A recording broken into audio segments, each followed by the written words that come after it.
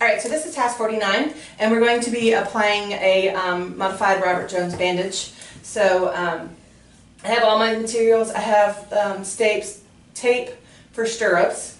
I have my cast padding, the gauze, and vet wrap. I also have a tongue depressor to put between the tape, and then also Telfa you need if you have a wound that you need to cover. So we're going to put her down in lateral recumbency. So it's this, we're going to be doing a forelimb. So we're going to start with the tape stirrups, and then you put them opposite each other. You can either do it lateral or medial, or caudal and cranial. So we're going to start with the tape first.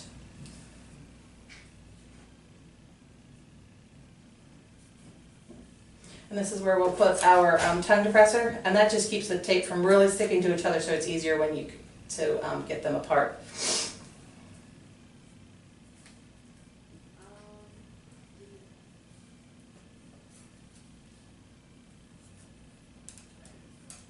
And then this is where you would put your Telfa pad, like I said, if you have any wounds, open wounds or anything like that, with any kind of ointment. So when you're doing this, you want to start from the proximal end, start by the toes, and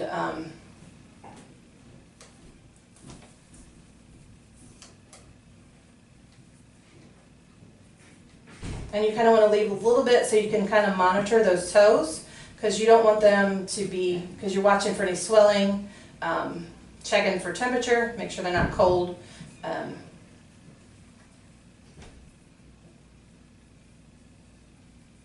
And so, like I said, if it's, when you're doing a bandage, you want to do it a joint above and a joint below.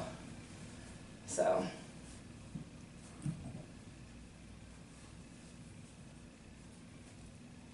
we're going to be doing 2 layers of the cast padding.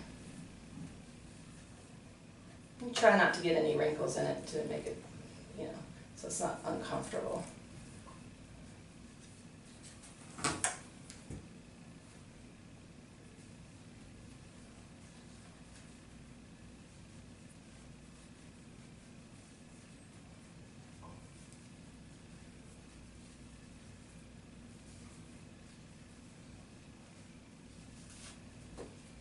And then at this point in time, you want to check each layer, make sure you're not too tight. So, you can get fingers under here, and the toes are still, you can still feel warmth in them, and you're making sure. So once you're done with that, then you're going to put your gauze on. And then at this point in time, if you have, a broken bone or something, you need to put a splint or anything for any reason, this is kind of where you would put your splint, and this would kind of help anchor that in.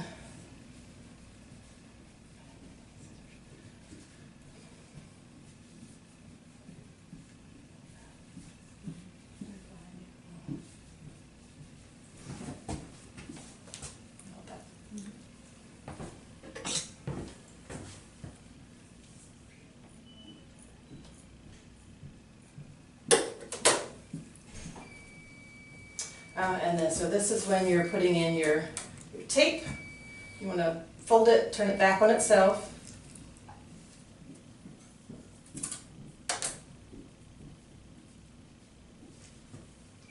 Like I said, this is kind of what helps anchor in that. And if it's a little long, you can kind of take off those end pieces.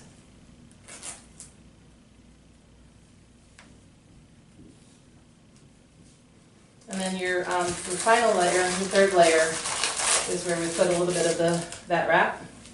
That kind of covers all that. But you're checking, also you're checking here, making sure we're still kind of loose. You're checking your toes, make sure they're not swelling or anything like that. And then we put our final layer.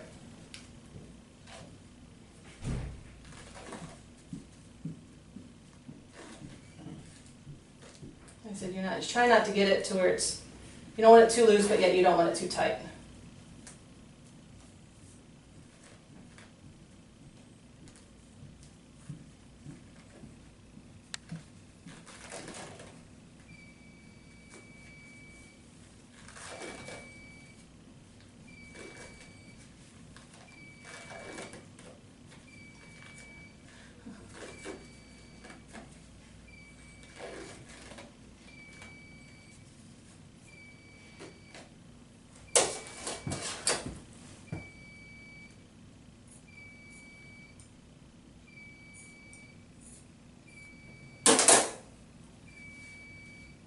So, and then you want to make sure that you're letting your client know. You want to make sure you're checking the toes. You kind of want to, so that make sure we're staying warm. You don't see any kind of swelling. If the toes start spreading, anything like that, you just kind of want about bandage care. If they go outside, you want to put something over it to keep it dry. You don't want bandage wet because it can cause pressure sores, especially if there's any kind of sutures under there. It's not really good for that wound. So you want to really explain to them that they really need to kind of watch that bandage. But but this one, I'll let her stand up. So we're just kind of watching that. And then if you wanted to, you can always put a little bit of tape up here to kind of help anchor that also. Sometimes, but that's basically how we put on a Robert Jones bandage.